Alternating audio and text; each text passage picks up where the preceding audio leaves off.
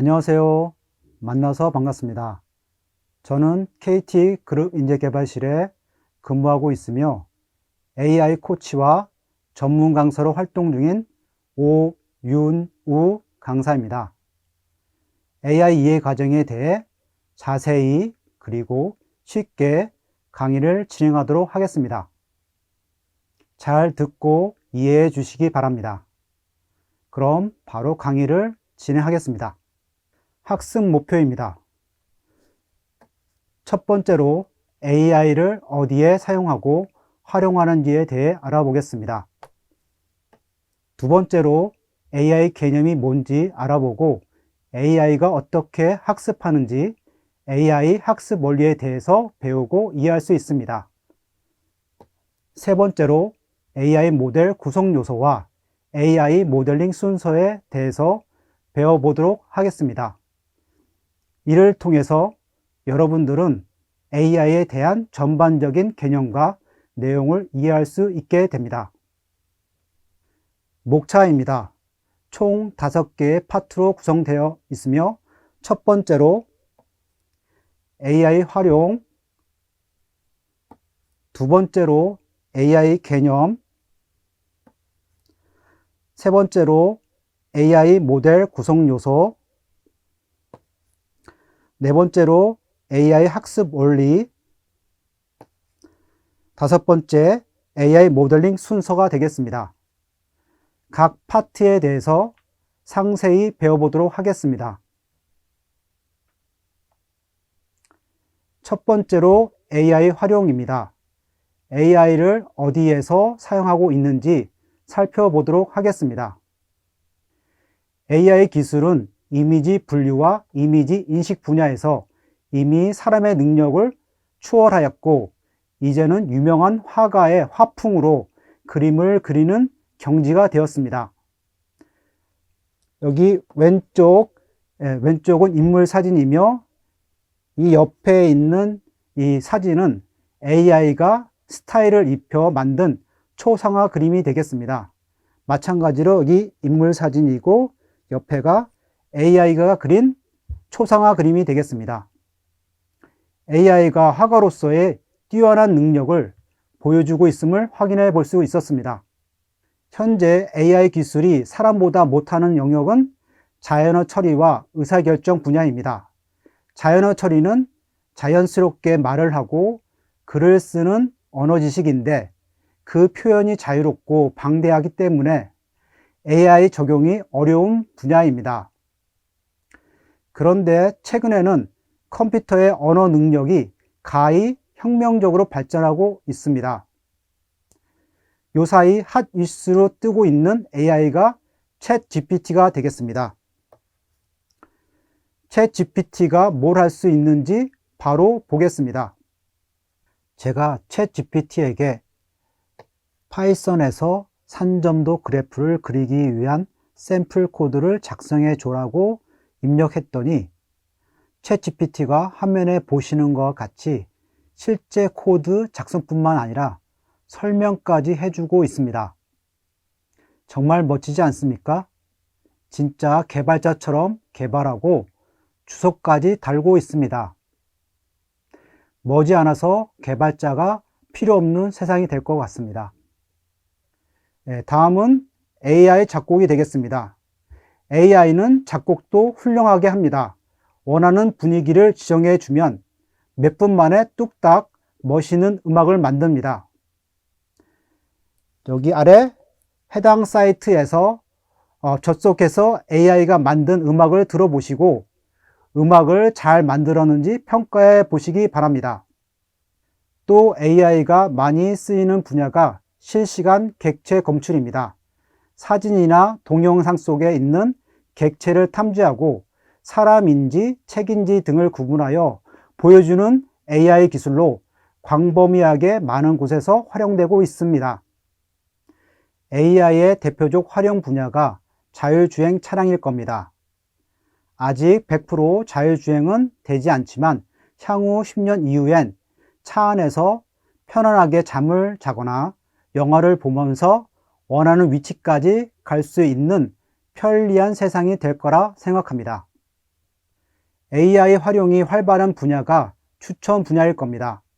넷플릭스의 경우 컨텐츠 추천을 AI 알고리즘을 활용하여 추천을 하고 있으며, 우리가 넷플릭스에 들어가면 알아서 각자 개인별 성향에 맞는 컨텐츠를 추천해주고 있는 것을 볼 수 있습니다.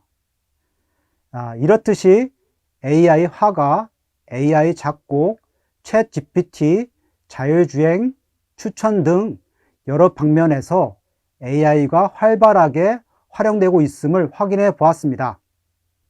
자, 앞쪽에서 AI 활용에 대해서 살펴보았으며, 이제부터는 AI에 대해 좀 더 자세히 알아보도록 하겠습니다. 자, AI 개념에 대해서 배워보겠습니다. 이번에는 AI가 뭔지 알아보도록 하겠습니다. 누군가가 AI가 무엇일까요? 물어봤더니 여러분들은 어떻게 대답할까요? 이렇게 AI가 뭔가요? 물어봤는데 여러분들 대답이 쉽지가 않습니다. 사실은 방대한 영역이어서 간단하게 말할 수가 없는데, 여기 출처 가장 쉬운 AI 입문서에서 나오기를 AI는 스스로 생각하고 판단하는 컴퓨터를 AI라고 하였습니다. 사람처럼 생각하고 판단하면 AI라고 생각하시면 되겠습니다. 그리고 다음 질문으로 시사점 있는 질문입니다. AI에게 내 일을 빼앗길 수 있다는 말이 사실인가요? 저는 이 말이 맞다고 생각이 됩니다. 사실 AI로 많은 일들이 사라지고 있고 사라질 위기에 처해 있습니다. 하지만 반대급부로 AI가 잘 돌고 있는지, 문제가 없는지 관리할 사람이나 AI 성능을 높이는 분야 등은 새롭게 생겨나고 새로운 일자리를 만들고 있습니다. 여러분들은 AI라는 큰 흐름을 잘 타고 새로운 도약의 계기가 되었으면 좋겠습니다. 마지막 질문으로 AI 활용할 때 중요한 점이 뭔가요? 질문입니다. 답변으로 인공지능 시대에서 중요한 것은 문제의 본질을 파악하는 능력과 데이터를 만드는 능력이라고 합니다. 저도 이 의견에 100% 동감합니다. 어떻게 보면 AI는 자동화 플러스 지능화라고 볼 수 있습니다.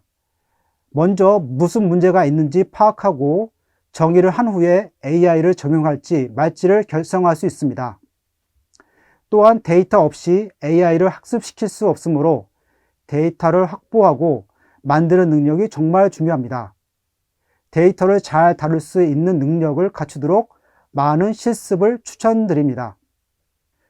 자, 이번에는 인공지능, 머신러닝, 딥러닝에 대해 배워보겠습니다. 인공지능이 제일 큰 범위, 다음 큰 범위는 머신러닝, 마지막 범위는 딥러닝 이라고 보시면 되겠습니다. 먼저 인공지능은 여기 인간의 지적 능력, 추론, 인지를 구현하는 모든 기술이라고 나와 있습니다. 예를 들어 AI가 사진을 보고 호랑이인지 코끼리인지를 판단하고 예측하는 것을 말하게 됩니다. 정리하면 AI가 사람처럼 인지하고 판단하고 예측하는 모든 것이라고 보시면 되겠습니다. 이번에는 머신러닝입니다. 머신러닝의 정의를 보면 알고리즘으로 데이터를 분석, 학습하여 판단이나 예측하는 기술이라고 나옵니다. 머신러닝을 번역하면 기계학습으로 번역이 되며 기계가 학습한다고 생각하시면 되겠습니다. 즉, 기계가 모델을 만들고 데이터로 학습을 하고 학습을 바탕으로 예측하는 것을 말합니다. 머신러닝에 해당되는 모델로는 선형회귀, 로지스틱 회귀, K-최근접 이웃, 결정트리, 랜덤 포레스트, 서포트 벡터 머신이 있습니다. 마지막으로 딥러닝입니다. 딥러닝을 번역하면은 딥하게, 깊게 학습한다는 뜻입니다. 말 그대로 깊게 상세하게 학습하는 것이 바로 딥러닝이 되겠습니다. 정의를 보면 인공신경망 알고리즘을 활용하는 머신러닝 기술이라고 나와 있습니다. 딥러닝도 머신러닝의 일종이며 차이점은 인공신경망이라는 용어가 있습니다. 차이점이 인공신경망입니다. 그래서 인공신경망은 뉴런 네트워크를 말하는 것으로 딥러닝에만 있게 되며 해당 인공신경망을 여러 겹 쌓아서 딥하게 깊게 학습할 수 있게 됩니다. 그래서 머신러닝에서는 학습해서 표현하기 어려웠던 이미지나 자연어 분야에서 딥러닝을 많이 쓰고 있습니다. 딥러닝에 해당되는 모델에는 DNN, CNN, RNN, 강화학습이 있습니다. 모델 이름을 자세히 보면은 이렇게 NN이 보입니다. 요 NN이 있는데 이게 바로 뉴럴 네트워크, 즉 인공신경망이 되겠습니다. 정리하면은 인공지능은 크게 머신러닝과 딥러닝으로 나누게 되며, 머신러닝은 기계학습으로 기계가 데이터를 가지고 학습하여 예측하는 것을 말하며, 딥러닝도 머신러닝과 똑같이 데이터 학습하고 예측하는 것은 같지만 인공신경망을 가지고 학습한다는 점이 다른 점이라고 할 수 있겠습니다.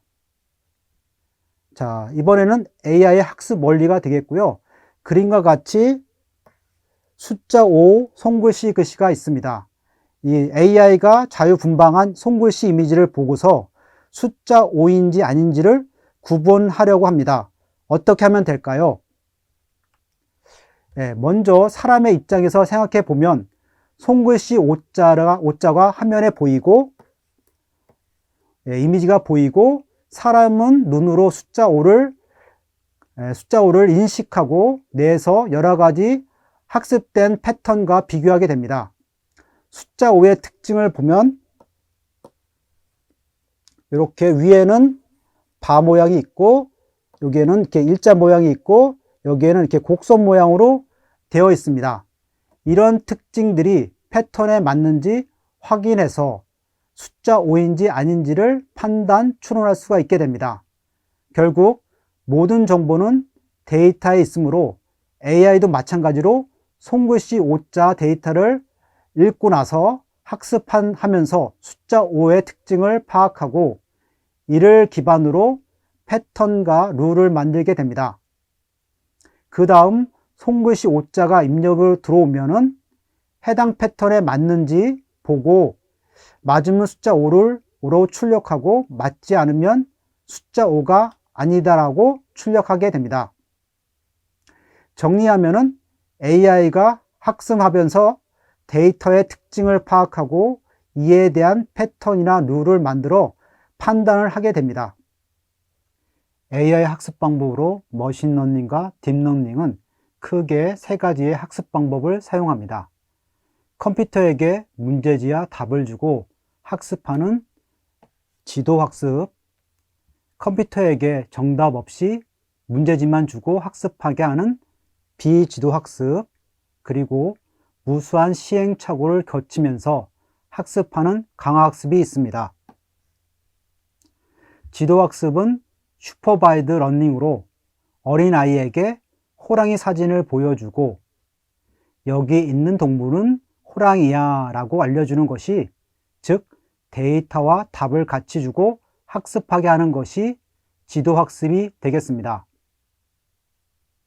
그리고 비지도학습은 언슈퍼바이드 러닝으로 신문기사를 뭉치로 던져주고 토픽을 나눠보세요가 바로 비지도학습입니다. 신문기사를 연애, 경제, 정치 세 가지 토픽으로 나눌 수도 있지만 연애, 정치, 시사, 쇼핑으로 네 가지 토픽으로 나눌 수도 있습니다. 결국 정답이 없어 뭐가 맞다고 할 수가 없습니다. 운이 좋게 잘 분류할 수도 있지만 대개는 잘 분류하기가 쉽지가 않으며 주로 비지도학습은 차원 축소, 군집화, 이상치 채우기 등에 사용합니다.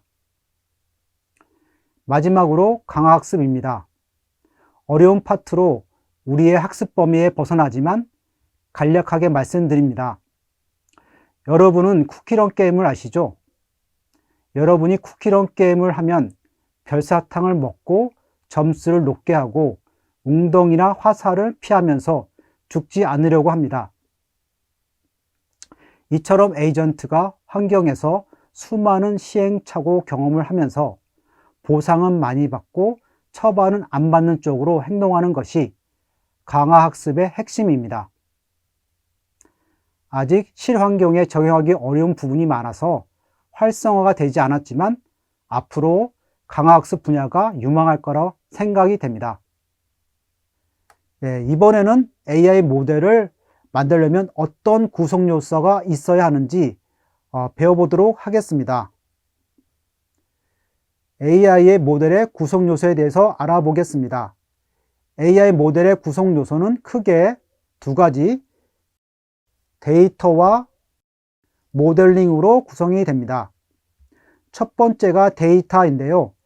AI는 데이터를 가지고 학습해서 특징과 패턴을 알아낼 수가 있는데 데이터가 없으면 학습을 할 수가 없게 됩니다. 그래서 데이터가 제일 중요하며 잘 전처리된 데이터가 되어야 AI가 잘 학습하여 좋은 성능을 낼 수가 있습니다. 두 번째는 모델링입니다. 즉, 우리가 원하는 것은 잘 예측할 수 있는 모델을 만드는 것입니다. 이를 위해 여러 가지 백그라운드가 있어야 합니다. 학습할 수 있도록 CPU, GPU, 메모리, 디스크가 필요하며 모델을 코딩할 수 있는 개발 환경 IDE가 있어야 되고 코딩을 쉽게 잘할 수 있도록 넘파이, 판다스 등과 같은 개발 라이브러리 설치가 필요합니다. AI 모델링을 하기 위해서는 사전에 이런 환경을 미리 준비해 놓기 바랍니다. 모델을 코딩하기 위해서는 개발 환경 ID가 필요합니다. 많은 개발 환경 ID가 있으며 그 중에서 주로 많이 사용하는 ID에 대해서 알아보겠습니다. 보통 파이참, 아나콘다, 비주얼 스튜디오 코드, 코랩이 있겠습니다. 파이참과 비주얼 스튜디오 코드는 전문적으로 코딩할 경우에 많이 사용됩니다. 아나콘다는 노트북에 설치하여 그 안에 있는 주피터 노트북을 사용해서 코드를 입력하고 결과를 확인하는 대하식 방식을 사용하여 모델을 코딩을 합니다. 마지막으로 코랩은 인터넷으로 사용할 수 있는 주피터 노트북이라고 보시면 되겠습니다. 구글 계정과 인터넷만 있으면 웹브라우저 상에서 모델을 코딩할 수 있으며 GPU를 할당받아 모델 학습도 시킬 수 있습니다. 여러분은 여건에 맞는 개발 환경 아이디를 준비해 놓고 모델링을 하시면 되겠습니다. AI 모델을 만드는데 사용되는 언어로 대표적으로 파이썬과 자바가 있습니다. 그 중에서 많이 사용되고 있는 파이썬의 장점을 나열해 보았습니다. 여러 가지 장점들이 있지만 그 중에서 2번 커뮤니티 서포트가 제일 좋다고 생각이 됩니다. 예를 들어 1부터 100까지에서 소스를 찾는 코딩을 여러분들이 하나하나씩 개발하는 것이 아니라 이미 누군가가 만들어 놓은 코드를 가져다가 사용하는 것이 여러분의 노고와 시간을 단축할 수 있고 효율을 높일 수 있어 커뮤니티 서포트를 잘 활용해 주시기 바랍니다. AI 모델을 만들기 위한 파이썬의 주요 패키지들입니다. AI 모델을 만든다고 한다면 화면에 보이는 패키지들을 잘 이해하고 활용할 수 있어야 됩니다. 하나하나씩 살펴보면 첫 번째로 넘파이는 행렬과 다차원 배열을 고속으로 쉽게 처리할 수 있게 해주는 패키지가 되겠습니다. 두 번째, 판다스는 우리가 엑셀에서 데이터를 읽고 편집할 수 있듯이 데이터를 처리하고 분석하는 효과적인 패키지라고 볼 수 있습니다. 세 번째로 매플로립이 있는데요. 이것은 그림을 그려주는 시각화 라이브러리입니다. 네 번째, 시본입니다. 시본은 매플로립을 기반으로 다양한 색상 테마와 통계용 차트 등의 기능을 추가한 시각화 패키지입니다. 다섯 번째, 사이키런입니다. 사이키런 하시면 머신러닝 패키지라고 보시면 되겠습니다. 여섯 번째, 텐서플로우입니다. 구글에서 만든 오픈소스로 딥러닝 패키지라고 보시면 되겠습니다. 굉장히 많은 패키지들이 있는데 여러분들이 AI를 잘하기 위해서는 위의 라이브러리를 자유자재로 잘 사용할 수 있는 실력을 갖추기 바라겠습니다. 이번에는 AI 학습 원리로 어떻게 AI가 학습해서 예측할 수 있는지에 대해서 알아보도록 하겠습니다. 자, 그럼 AI 모델 목표는 뭘까요? 모델에 입력값을 넣었을 때의 출력값이 최대한 정답과 일치하게 만드는 것입니다. 최대한 모델의 출력값, 예측값과 정답을 일치시키는 겁니다. 그래서 머신러닝의 목표나 딥러닝의 목표는 동일하며 최대한 예측값과 정답을 일치시키는 것이 바로 AI 모델의 목표라고 하겠습니다. 비용 함수가 되겠는데요. 우리는 앞에서 모델의 예측값과 정답을 최대한 일치시키는 것이 AI 모델의 목표라는 것을 배웠습니다. 그럼 이 목표를 위해서 얼마나 잘 일치시키는지를 확인하기 위해서 모델의 출력값과 예측값과 정답의 차이를 계산할 수 있으며 이 차이를 코스트, 로스, 에러라고 합니다. 이렇듯이 코스트, 비용을 계산해 주는 함수가 있는데 이를 코스트 펑션 비용 함수라고 합니다. 우리는 비용 함수를 이용해서 모델의 예측값과 정답과의 차이가 얼마나 나고 있는지, 모델의 비용이 얼마인지를 확인할 수가 있습니다. 이번엔 옵티마이저입니다. 우리는 AI 모델의 목표는 예측값과 정답을 일치시키라는 것을 배웠습니다. 모델의 예측값과 정답이 일치가 될수록 비용은 제로에 가까워지며 최소 비용이 됩니다. 결국 최소 비용의 모델을 만들기 위해서 코스트 비용을 점점 줄이는 방향으로 모델의 파라미터를 업데이트하면서 학습을 진행하게 됩니다. 이렇게 비용이 최소가 되는 최적의 모델을 만들 수 있도록 도와주는 것이 최적화 알고리즘 옵티마이저가 되겠습니다. AI 모델 학습 원리에 대해 정리해 보겠습니다. AI 모델의 목표는 모델에서 나온 예측값과 정답을 일치시키는 것입니다. 이를 위해 모델의 예측값과 정답과 얼마나 잘 맞는지 비용 함수를 통해 모델의 비용을 구할 수 있습니다. 우리의 목표는 예측값과 정답이 일치되도록 만드는 것인데 이럴 경우 모델의 비용이 최소가 됩니다. 즉, 모델의 비용이 최소가 되도록 우리는 최적화 알고리즘 옵티마이저를 활용해서 비용이 최소인 최적 모델을 만들 수 있으며 이를 통해 우리의 목표인 정답과 예측값을 일치하도록 할 수가 있습니다. 이번에는 AI 모델링 하는 순서에 대해서 알아보겠습니다. AI 모델링 하는 순서에 대해서 전체적으로 살펴보겠습니다. 먼저 모델링하기 위해서는 첫 번째로 데이터가 없으면 AI도 학습시킬 수 없으므로 반드시 데이터가 있어야 하며 데이터를 잘 모아서 수집해야 합니다. 그 다음 수집된 데이터를 정리해야 합니다. 컴퓨터는 0과 1 숫자만 잘 이해하고 문자열 데이터는 잘 모르기에 컴퓨터가 잘 이해할 수 있도록 0과 1 숫자로 표현해야 하며 결칙치 데이터, 이상치 데이터 등 이런 것들을 처리해 주어야 합니다. 그래야만 모델의 성능이 잘 나올 수 있습니다. 그래서 모델링하는 과정 중에서 대부분 60% 내지 70% 정도를 데이터 수집과 데이터 정리하는 데 노력과 시간을 소요하게 되며 나머지 30% 내지 40% 정도는 모델 만드는 데 사용하게 됩니다. 오히려 데이터를 수집하고 처리하는 것이 더 어렵고 많은 시간이 소요된다는 것을 이해해 주시기 바랍니다.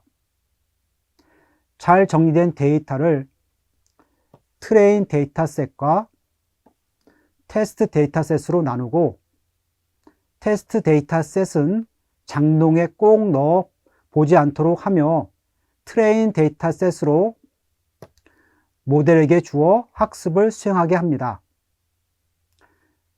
학습이 끝난 후에 모델이 배포 가능한지 성능이 잘 나오는지 확인하기 위해서 장롱 속에 있던 테스트 데이터셋으로 모델을 평가를 진행합니다. 만약 모델이 테스트 데이터셋에 대해서도 성능이 잘 나온다면 일반에 배포를 해서 사용 가능합니다. 하지만 성능이 잘 나오지 않는다면 성능 향상을 하기 위해서 하이퍼 파라미터 튜닝, 피처 엔지니어링 등을 수행해서 성능을 높이도록 해야 합니다. 첫 번째로 AI 활용으로 우리는 AI를 이미지 처리나 자연어 처리 분야, 실시간 객체 탐지 등 많은 곳에서 AI를 활용되고 있음을 확인해 보았습니다. 두 번째, AI 개념에 대해서 배웠습니다. AI는 스스로 생각하고 판단하는 컴퓨터, 즉 사람을 모방하여 인지, 추론, 예측하는 것을 말합니다. 인공지능은 크게 머신러닝과 딥러닝으로 나누게 됩니다. 세 번째, AI 학습 원리에 대해서 배웠습니다.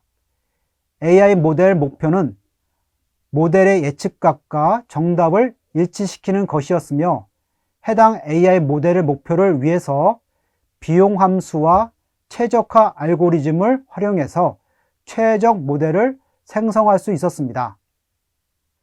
이상으로 AI 2의 강의를 마치도록 하겠습니다. 감사합니다.